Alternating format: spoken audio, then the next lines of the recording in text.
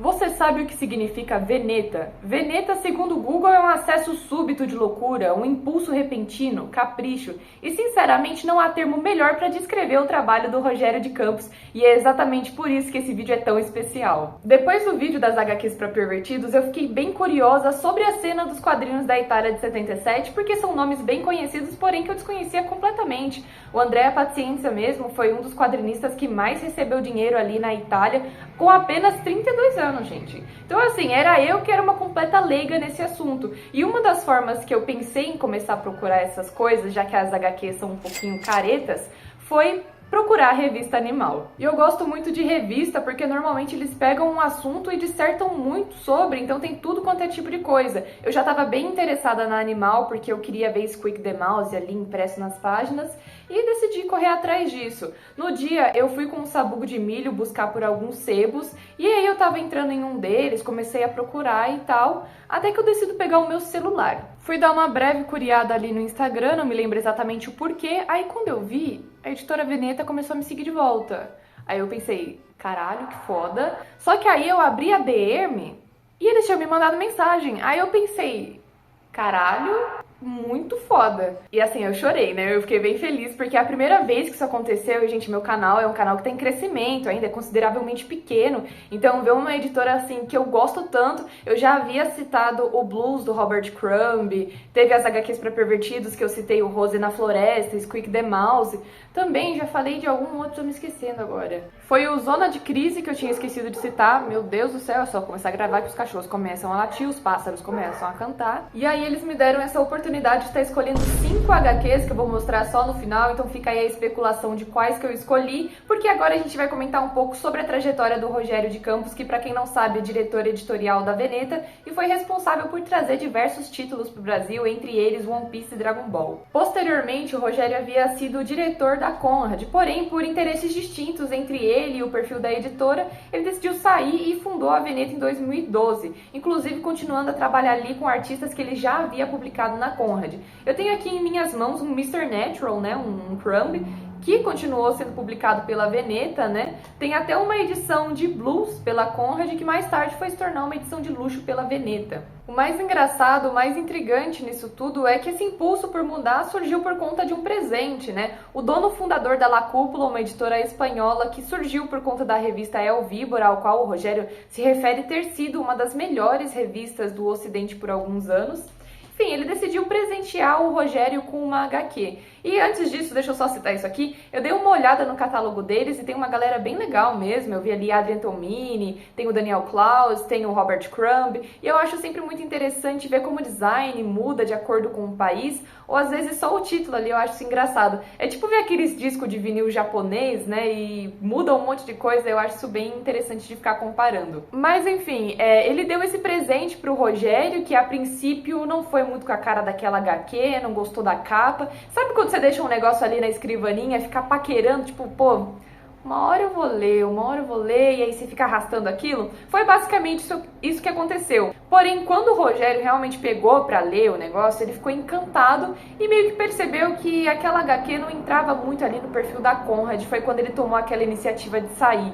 Então, basicamente, a Veneta surgiu por conta da HQ Arte de Voar, e agora eu me sinto na obrigação de estar lendo esse aí. Tanto que as primeiras publicações da Veneta foram A Arte de Voar, Voz do Fogo, do Alan Moore, mas aí já era livro, e um livro do próprio Rogério de Campos, né, o Livro dos Santos. Aproveitando essa brecha também, porque depois de um tempo de eu ter recebido essas HQs da Veneta, me chegou uma outra encomenda, e eu até pensei, meu Deus do céu, será que eles me enviaram errado, mas estava ali meu nome, a logo da Veneta, o que está acontecendo? E era um livro do próprio Rogério de Campos, um livro ao qual eu não tinha conhecimento. Eu tinha conhecimento daquele que era uma breve história das HQs, alguma coisa assim que eu tava bem curiosa pra ler, mas aí que chegou Um Santo em Marte, achei a capa muito bonita, e o melhor de tudo, cara, é que tá autografado.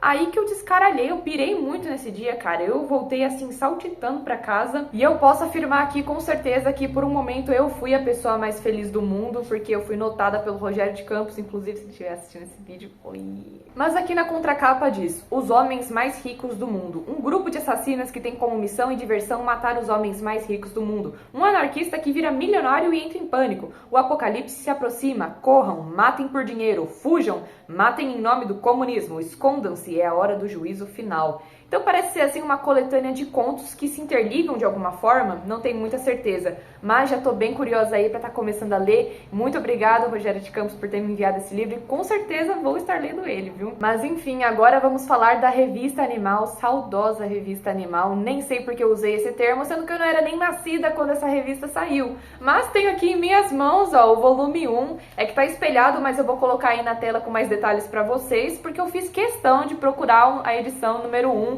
porque essa capa com Rancherox é muito clássica. A primeira vez que Rancherox veio pro Brasil foi realmente pela Revista Animal, depois teve uma edição de luxo pela Conrad e depois pela Comic Zone. Se eu não me engano, isso aí tudo tá esgotado. Já encontrei usado assim pra vender, mas a grana não tá favorecendo, então vai demorar um tempinho ainda pra eu começar a ler Rancherox. Mas tenho certeza que eu vou fazer minhas baracutai acontecer, vou ler esse negócio aí na minha mão, faço questão de não ler PDF nem nada assim do tipo, mas eu tenho muita curiosidade porque ele retrata de um mundo assim, não tão distante do nosso. Vou falar igual a Revista Animal escreveu aqui, é o futuro que tá ali na esquina, né? Ele pega já assuntos que já acontecem, porém transforma naquilo em algo muito mais absurdo, né?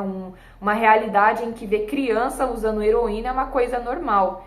Então, assim, ele surpreende e choca bastante. O Rancherox, ele é um androide que tá apaixonado ali pela uma moça. Eu li um pouquinho aqui do começo do Rancherox em Nova York, justamente, né, por conta da Revista Animal. Rancherox é uma criação do Tamburini, porém ilustrado pelo Liberator. A primeira vez que esse personagem apareceu foi na revista Canibale, em 78, mas aí era com desenho do próprio Tamburini, com uma breve participação ali do Pacienza. A coisa foi realmente explodir em 81 na Frigidaire, mas aí já era o traço do Liberator.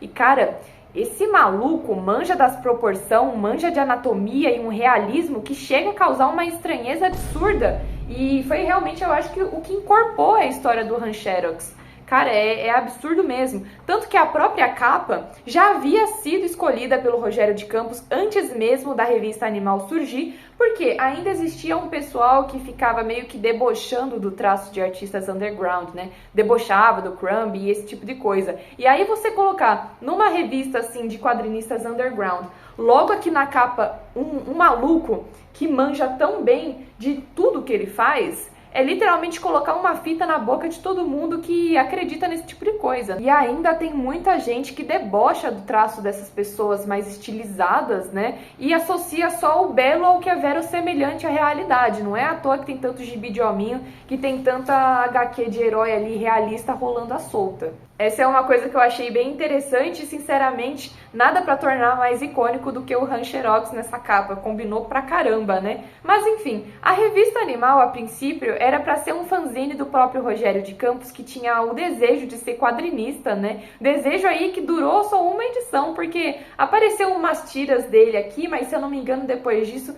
ele não publicou mais nada. Ele falou que até ficava envergonhado de colocar as tiras dele ao lado de tantos caras, né? Porque aqui tem Mattioli, né? O Tamburini, Charles Burns. Então eu entendo um pouquinho o fato dele ter se sentido intimidado. Basicamente ele não queria estar recusando esses materiais para estar incluindo as tiras dele, né? E quem realmente impulsionou esse projeto para ser uma revista oficial zona foi um parceiro dele, o Celso Simbo, porque a princípio ia ser uma coisa meio pirata, ele não ia ter aquela coisa de pegar os direitos e tal. Quem fez isso tudo acontecer e queria uma revista colorida foi o Celso Simbo e acabou dando certo mesmo. E olha, é uma revista bem divertida, tem aqui uns textos da Rosane Pavan, tem muitas HQs assim de artistas que eu desconhecia completamente, porém que gera aquela curiosidade em pesquisar mais depois. Para quem, assim como eu, não conhece tantos quadrinistas ainda, eu acho que é uma opção muito viável, porque a gente vai vendo os nomes ali, ó, e vai só coletando. Já peguei muitas recomendações daqui. Abrindo um breve parêntese, só para anunciar que eu vou estar deixando meu Pix de apoio aqui na descrição, caso você queira apoiar o canal ou os meus desenhos, porque a própria publicação do meu zine só foi possível por conta de doações. E o próximo investimento que eu tô pensando em fazer é aqui pro canal mesmo, que seria estar comprando um microfone. Eu moro numa rua bem movimentada, passa avião aqui direto, então tem essa questão do barulho. E o próprio quarto mesmo, que dá um certo eco na voz, mas isso é o de menos. Lembrando que isso aqui é completamente opcional, caso você quiser, e principalmente se puder me ajudar com qualquer valor. Então agora pode continuar seguindo o vídeo. Olha o avião passando. Se eu não me engano, ele já trabalhou na Folha de São Paulo, aí tem Revista Animal, Conrad, estabeleceu mesmo na Veneta, que segue firme e forte até hoje. E, cara, eu quis mesmo falar sobre ele, porque é uma pessoa com muito repercutório. Inclusive, a maioria dessas falas eu tirei de entrevistas com a Comic Zone e o Papuzine. Tá aí na descrição pra vocês checarem e vale muito a pena, gente. Sair de lá, assim, ó, iluminada. E uma coisa bem interessante é que quando a gente abre o site da Veneta, tem logo uma frase que diz o seguinte: essa editora tem como responsabilidade social desafiar convenções, os consensos manufaturados, as autoridades em geral e, se necessário, seus leitores. Uma coisa que eu acho bem interessante que o Rogério diz é que basicamente ele publica o que deve ser publicado, né? Ele não gosta muito dessa coisa do quadrinho industrial. E eu acho que a Veneta faz um ótimo trabalho com isso, porque apesar da gente entender, gente, que para uma editora sobreviver tem que mesmo publicar aquelas coisas que dão certo, você não se arriscar e se prender só a isso mata o espírito da coisa. Então a gente vê muitos títulos estrangeiros sendo trazidos pela Veneta, várias outras editoras brasileiras também que têm fazido um trabalho assim fenomenal, introduzindo tantos artistas diferentes. Mas uma coisa que o Rogério diz é que quando ele ia fazer essas pesquisas, né, procurar por HQs, ele gostava de se perder. Então às vezes ele estava num lugar que não conhecia, ia seguindo até certo ponto da rua e depois tentava voltar sozinho mesmo. Então aparentemente pra mim é uma pessoa que gosta de explorar, de se perder e que trouxe títulos muito interessantes para o Brasil e muita coisa que está liberada pra gente hoje em dia. É como eu disse no HQs para Pervertidos, o próprio Squeak the Mouse, eu não considero só aquilo uma edição, é um resgate histórico. Eu sinto que a Veneta faz muito disso com as suas publicações, né? Normalmente não é só uma publicação, é muito completo, tem muitas informações. O próprio Squeak the Mouse tem rascunhos do Mattioli, tem um prefácio assim magnífico. É um cuidado que se percebe ao receber HQ e certamente isso não se deve apenas ao trabalho do Rogério de Campos, né? É um trabalho de equipe assim excelente, tanto que ele mesmo conta uma história de que quando foi sugerido que ele publicasse o Simon Hanselman, ele, sei lá, não curtiu muito e aí publicou e deu super certo. E eu adoro o Simon Hanselman, as edições pela Veneta são lindas, assim, de luxo mesmo, aquela... Nossa, até a lombada do negócio é lindo, lindo mesmo. Mas enfim, eu começo a falar e eu me embanando toda, mas muito desse espírito de explorar, de se perder, de conhecer obras novas e tá ali assim, é um tiro no escuro, eu vejo muito dessa essência no Incidentes da Noite do David B., um outro lançamento da editora Veneta. Dessa vez não foi proposital mesmo, é porque essa HQ eu acho tão interessante e ela parece como uma homenagem a livrarias e sebos. E é algo assim, eu não vou falar que tá se perdendo, né, mas eu vi ali a livraria da Paulista ser fechada, tinha uma grande livraria aqui num shopping próximo que fechou e reduziu, e é muito difícil a gente encontrar uma variedade maior de HQs, né, nessas livrarias. Normalmente quem toma ali o maior espaço são as HQs mais industriais. Incidentes da Noite é uma HQ que eu achei assim o traço muito diferente, eu pretendo falar aqui no canal com mais detalhes, mas ela resgata essa essência de se perder e explorar os livros, né? Tem até uma parte em que ele diz que enquanto a gente se debruça sobre os livros, né, as letras nos observam de volta, então tem uma metalinguagem muito interessante. Outro lançamento aí da editora Veneta, gente, para vocês conferirem lá no catálogo deles. E comentem aí caso vocês queiram um vídeo só para revistas de HQ que saíram aqui no Brasil, então tem como a gente falar mais sobre Animal, tem como buscar Chiclete com Banana, a própria Mad, tem coisa pra caramba pra falar sobre. Mas aí eu falei quais que foram as HQs que eu selecionei, né? Eu vou começar aqui porque, na verdade, eu abusei um pouquinho da boa vontade. Era 5 só e eu pedi 6. Por quê? Uma delas eu já havia lido, porém eu não tenho aqui comigo. Na verdade, 90% das coisas que eu mostro aqui no canal, gente, são emprestadas, porque não tenho grana pra ficar comprando HQ, infelizmente. E foi justamente o lançamento de Squeak the Mouse, gente, porque eu amo muito essa capa e eu pensei, é a oportunidade de eu dar uma choradinha. Então vamos aqui tirar essa HQ do plástico, deixar ela respirar um pouco, porque essa edição é linda demais, gente, pelo amor de Deus. Inclusive, eu comecei a assistir os Simpsons, tá? Demorei bastante comparado às outras pessoas. O importante é que eu comecei, gente, e realmente os episódios de comichão e coçadinha são divertidos demais. É só eles aparecerem na tela que eu e meu irmão já dá um sorrisão. Mas olha só que coisa mais linda. E um outro detalhe. Cara, que bizarro, tá muito novo isso aqui, ó, tanto que se abre, ó, nem abre tanto pra não machucar aqui. E, ai meu Deus. É que tem uma parte do prefácio que diz: talvez esta pilha de papéis colados que está em suas mãos sirva somente em um futuro próximo como algo para se acender um fogo, se você teve a sorte de haver caçado alguma coisa para comer. Ou talvez seja perigoso acender uma fogueira e ficar visível para as matilhas milicianas sempre rondando à procura de carne humana.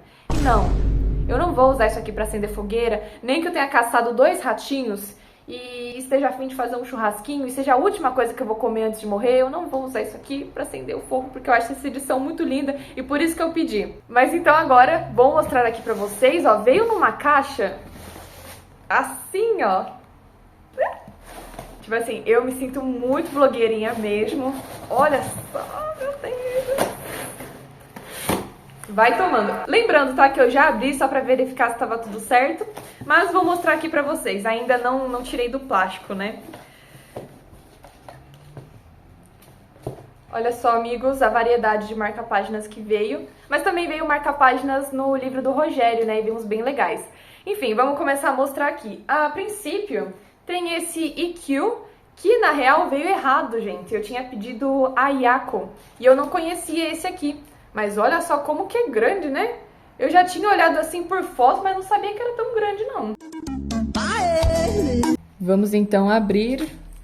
Bam, bam. Se eu não me engano, tem 2 edições. E Kyu era um monge budista extremamente conhecido, relevante lá no Japão. E aqui narra a infância e adolescência dele. Ai, veio com alguma coisa aqui atrás.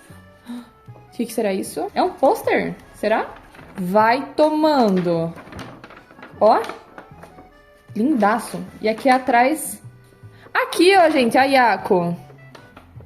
Era esse aqui que eu tava interessada em levar. Mas também foi uma boa surpresa, viu? Cara, é muito bonito e é pesado, viu? Lindo mesmo. Vamos dar uma folheada aqui por dentro? Eu fiz uma breve pesquisa, e digo breve mesmo, porque eu sou o tipo de pessoa que não gosta nem de ler sinopse. Eu gosto de ser surpreendida durante a leitura, mas eu fiz uma breve pesquisa sobre cada HQ que eu selecionei só pra estar introduzindo elas pra vocês. Mas eu vou estar lendo, porque eu já falei tanto que eu tô começando a ficar confusa. Mas enfim, Ikkyu é o mais famoso monge budista do Japão, filho ilegítimo do imperador Gokomatsu. Ikkyu marcou decisivamente não apenas o budismo japonês, mas também o desenvolvimento de manifestações culturais que hoje simbolizam o Japão, como a cerimônia do chá, arranjos florais e a caligrafia. Pra quem não sabe, gente, eu tenho descendência japonesa, inclusive meus avós vieram ao Brasil fugidos da guerra no Japão.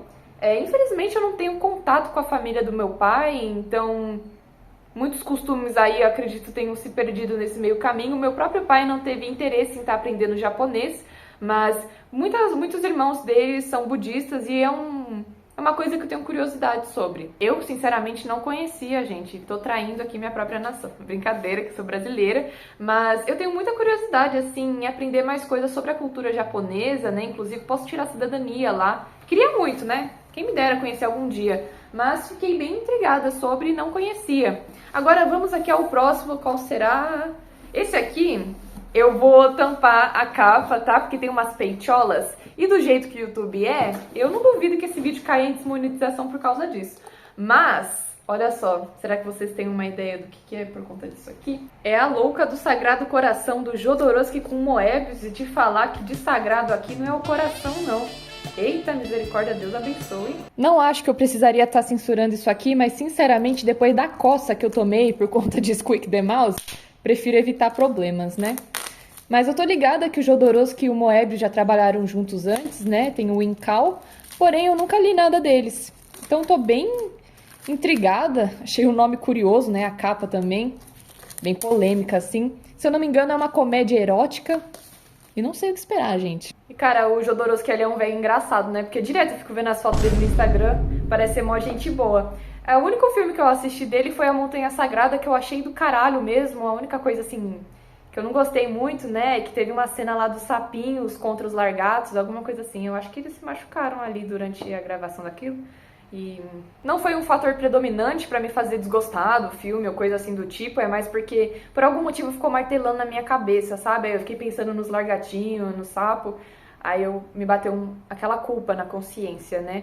Mas enfim, eu demorei pra saber que o Jodorowsky fazia HQ também, e não sei se dá pra perceber, né? Eu curto muito HQ erótica. E aqui, ó, está prometendo demais, então tô bem curiosa e com expectativas altas. Agora mostrando a capa com mais detalhes, né, as peitiolas que eu não posso mostrar. E, enfim, eu nunca li nada do Moebius também, porém eu sigo uma página no Instagram que posta coisa dele todos os dias e eu acho o traço, assim, absurdo de lindo. Então eu tô bem curiosa mesmo. Mas então, qual será o próximo na Caixa das Maravilhas? E eu nos revelo... Tadã! Gente, isso aqui... é simplesmente a minha cara. Eu não conheço o Gilbert Shelton, não conheço nada dele, porém eu adoro paródias de super-heróis. E eu tô ligada que isso aqui é uma paródia do Superman. E eu percebi que existe um certo padrão, assim, para as coisas que eu gosto. Eu gosto muito de quadrinistas que fazem seres antropomórficos. E aqui é uma espécie de porco, né? Um sei lá o que é isso. E aí eu percebi, né, que tipo, pô, Squeak the Mouse, Zona de Crise, tem o Frank do Jim Woodring. É tudo bicho. Olha só. Que lindo. Meu, isso aqui parece ser podreira mesmo. Eu sinto que eu vou me divertir muito enquanto leio. Vamos dar uma folheada aqui. Olha só. E o Robert Crumb deixou um comentário aqui atrás. Shelton é o cara legal, eu sou o babaca.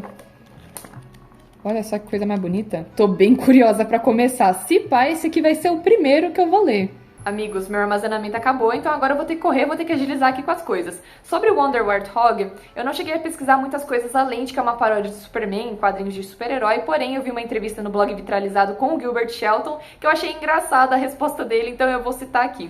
A pergunta em questão foi: Wonder Warthog foi criado como uma paródia do Superman e dos quadrinhos de herói. Você vê algum motivo em particular para o gênero dos quadrinhos de super-heróis seguirem tão populares até os dias de hoje? E aí ele responde: você terá que perguntar a um psicólogo sobre isso. E olha, eu tô bem curiosa sobre, e é uma HQ grande, é outra que eu achei que seria menor, mas é grandona. O próximo em questão, eu peguei porque eu já tinha curiosidade nesse cara, e aí eu escutei o Alexandre do Quadrinhos da Sarjeta citar que era tipo pura poesia em quadrinhos, e estamos falando de Os Últimos Dias de Pompeu, do André Paciência, que eu tô muito curiosa sobre, porque parece ter um toque meio autobiográfico, sabe? Não vou citar o porquê, porque eu não sei se isso consideraria como um spoiler, mas infelizmente ele foi um cara que morreu cedo, morreu com 32 anos por conta de uma overdose, assim como o Tamborini também morreu por overdose, tava rolando uma epidemia ali de heroína e tal, além de uma grande descrença desses caras. Então, infelizmente, teve esse fim trágico, mas parece ser uma HQ bem da hora. Olha essa coisa mais bonita, calma aí. Mas olha só que coisa mais linda.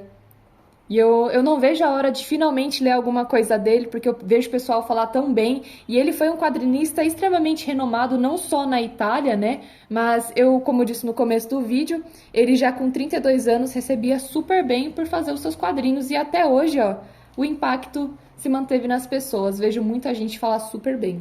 Infelizmente, chegamos na nossa última HQ, mas novamente, muito obrigada, Editora Veneta, por essa oportunidade, pela atenção, por terem respondido com tanto carinho. Se eu já tinha uma admiração enorme depois disso, então a minha gratidão não tem tamanho. Então, muito obrigada mesmo. Vamos revelar aqui a HQ da vez, que é Viva a Revolução, do Robert Crumb. E essa capa eu acho, assim, absurda de lindo. E a primeira vez que eu vi essa capa, na real, foi lá na loja da Ugra.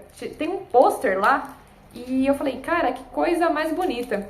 Se eu não me engano, aqui temos uma feminista, enfim, uma feminista, um ativista e um boneco de neve. E o próprio Crumb, né, reclamando aí do problema dele com as feministas e com a fama. Eu acho que isso aqui vai ser bem engraçado, porque o humor do Crumb costuma ser bem sarcástico, né, e ele sempre tem aquelas opiniões bem... Olha só que coisa mais linda! Enfim, o Crumb costuma ter essas opiniões bem polêmicas, né? Uma pessoa muito transparente, então ver algo acerca, assim, de política, racismo, feminismo e tal, no ponto de vista do Crumb, me parece bem interessante. Sinceramente, acho que darei umas risadas aqui culposas com isso aqui. E, novamente, né? O traço do cara é absurdo. Eu adoro as rachuras dele. Olha só que lindo. 2 amigos meus quase me apedrejaram por não ter escolhido o Quintanilha e eu quero muito ler alguma coisa dele, né? Um cara assim que o pessoal fala super bem. Eu ouvi o Rogério de Campos nas entrevistas falar super bem, quadrinista brasileiro. E, enfim, eu decidi priorizar as coisas assim que eu já tava mais curiosa pra ler, porque é aquela coisa de não ter muita grana pra estar gastando em HQ. Então, essas aqui que eu já tava namorando há um tempo, decidi selecionar elas pra matar minha vontade de vez. Mas definitivamente vou correr atrás de conhecer o Quintanilha. O vídeo vai ficando por aqui, eu espero que vocês tenham gostado. Falei demais, me bananei toda, espero que não tenha ficado confuso. Caso você tenha curiosidade já em conhecer alguma dessas HQs, comenta aqui pra eu saber sobre, ou caso você já conheça, me fala a sua opinião. Vamos conversar aqui nos comentários, porque eu tô sempre dando uma olhada por lá. E até uma próxima. Muito obrigada, editora Veneta, Rogério de Campos. Um beijo.